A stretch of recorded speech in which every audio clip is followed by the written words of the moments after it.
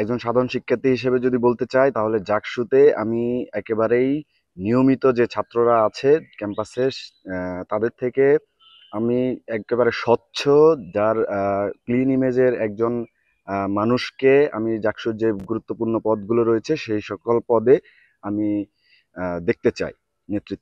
নেতৃত্ব আমি দেখতে চাই। আমি একজন সাধারণ শিক্ষার্থী হিসেবে আমি খুবই আনন্দিত এবং উচ্ছ্বসিত। আর আমার এই আনন্দ এবং উচ্ছ্বাসটা সেদিন পূর্ণতা পাবে 31শে জুলাই, যদি প্রশাসন তাদের ওয়াদা মতো কথা মাফিক সুষ্ঠু এবং নিরপেক্ষভাবে নির্বাচনটা আমাদেরকে উপহার দিতে পারে। আর এছাড়া প্রশাসনের কাছে আমাদের এজ এ সাধারণ শিক্ষার্থী হিসেবে আমাদের অনুরোধ থাকবে, তারা যেন মাঝপথে কোনো তালবাহানা না করে বা নির্বাচনটা যেন কোনোভাবে স্থগিত না করে, এবং যে এই 31 জুলাই পর্যন্ত মাঝখানে যে প্রসেসগুলো নির্বাচনের, ভোটার তালিকা প্রণয়ন, তারপরে নির্বাচনের বিধিবিধানগুলা তুলে ধরা, এগুলো করতে গিয়ে যেন তারা গড়িমসি না করে, এবং কোনো দলীয় কোনো চাপে বা কারো সিদ্ধান্তের মাধ্যমে যেন তারা তাদের সিদ্ধান্ত গড়িমসি না করে।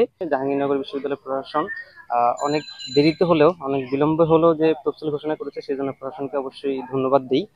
তারই পাশাপাশি আমরা প্রশাসনের কাছে এটাও জানাই যে তারা বিচার নিশ্চিত করার মাধ্যমে ডাকসুকে কার্যকর করবে, ডাকসুকে একটা শিক্ষার্থীদের কাছে গ্রহণযোগ্য, ফ্রি, ফেয়ার, ক্রেডিবল ইলেকশন করবে। আমরা প্রত্যাশা রাখি বিশ্ববিদ্যালয়ের পরিবেশ এবং অপরাপর অন্যান্য রাজনৈতিক সংগঠনগুলোর মধ্যে এখন পর্যন্ত যে সহাবস্থান আছে, আমরা মনে করি এটা একটা সুস্থ সুন্দর পরিবেশ।